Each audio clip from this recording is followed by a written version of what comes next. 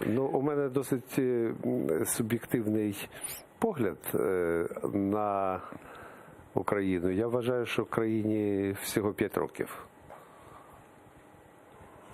5. Ну, можливо, дивись, в мене тому що все те, що було перед тим, це таке Потьомкінське село було. Ну, Потьомкінське не Потьомкінське, але ті, хто там тримав ці декорації, вони, бачиш, голосують за іншого кандидата, якщо брати соціологію. І в мене останнє, неможливо, а точно останнє питання, тому що вже ефірний час вичерпується, і ми пізніше, хоча почали, буду сподіватися, що хвилина у нас є.